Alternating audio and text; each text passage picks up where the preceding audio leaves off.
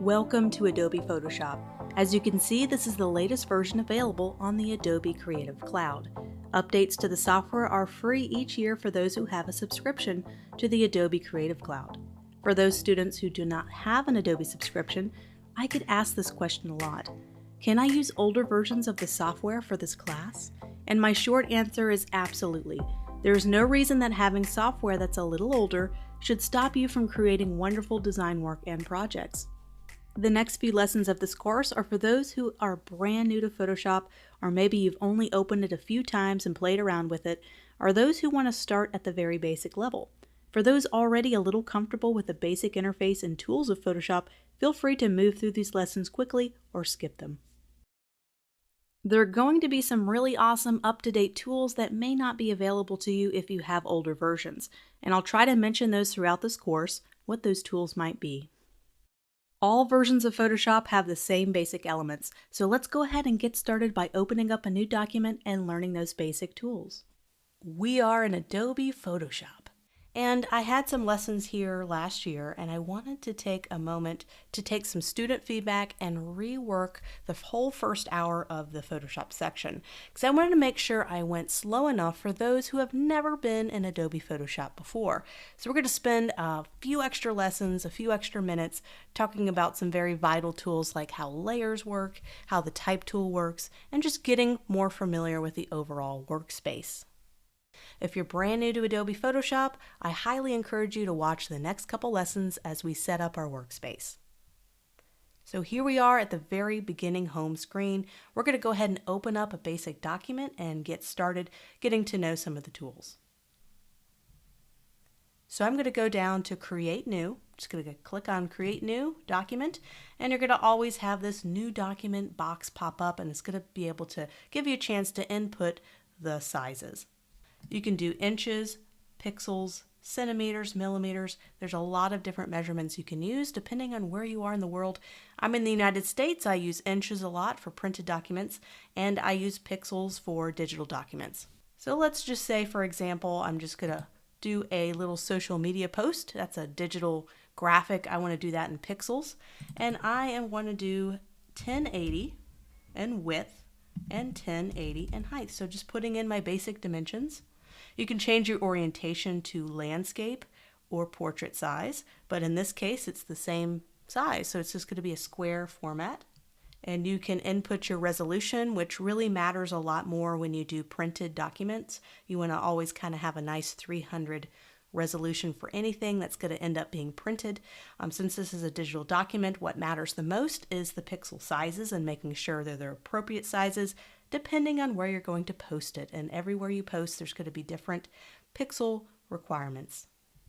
There's also color mode, and we're going to stick with RGB, which is going to be great for digital, as we learned in the design theory lessons, and CMYK is great for print.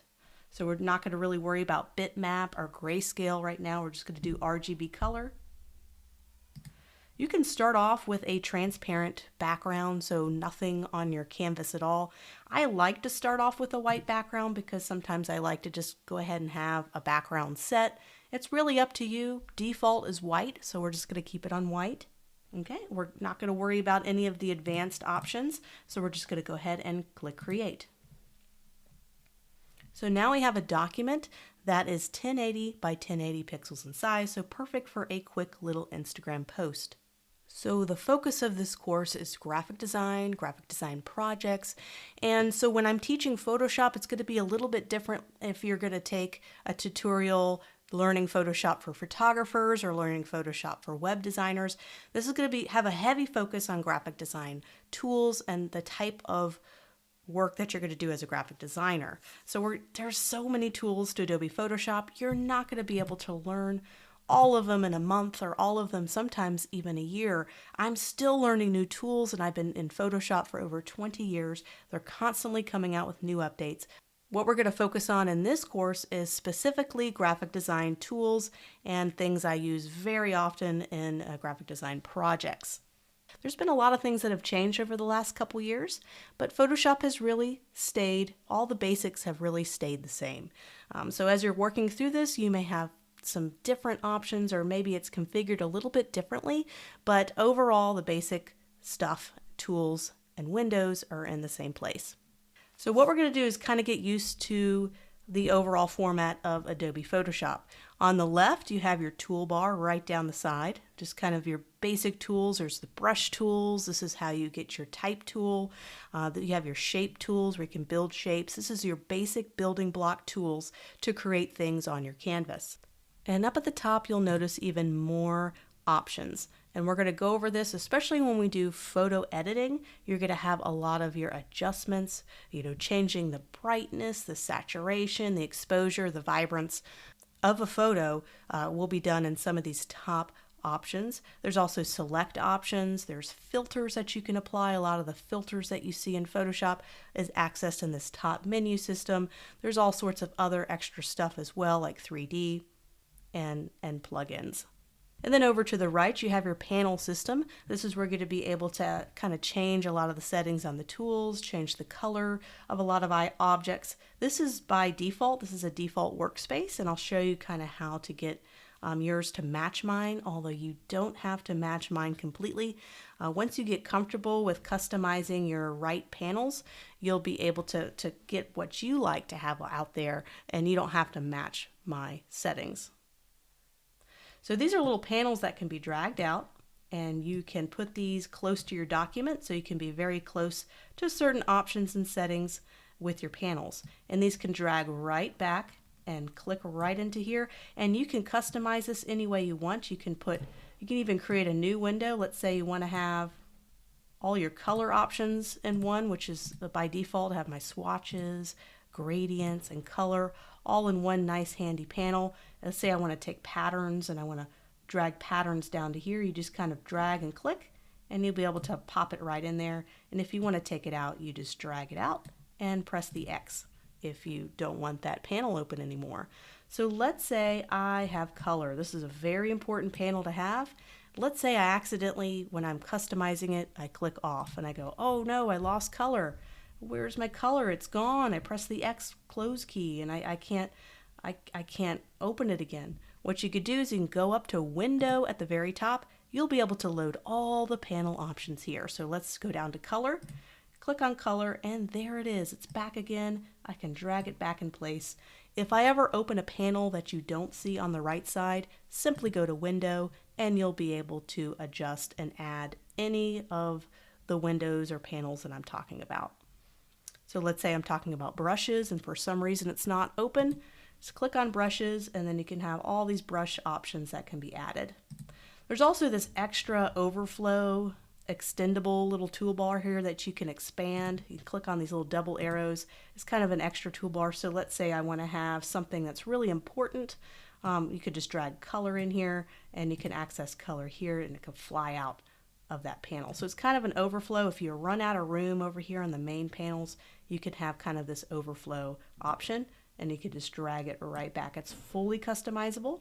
So let's talk about getting a default workspace. Some of you guys might have been playing around in Photoshop. You rearranged windows. You're kind of like, what's kind of a good basic default setting for me to get back to normal? And there's something called workspaces that you can load, which will load different kinds of panels according to what you're doing.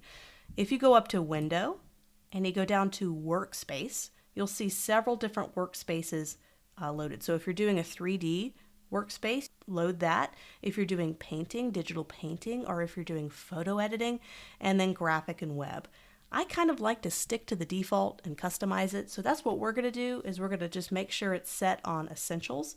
And if it's already on Essentials, you can go all the way down here to Reset Essentials. It'll bring it back to the default space.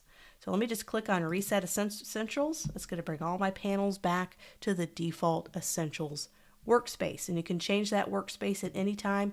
You can even save your workspace. So I can go to Workspace down here and let's say I have it perfect. I've spent 30 minutes customizing it and adding the panels that I like.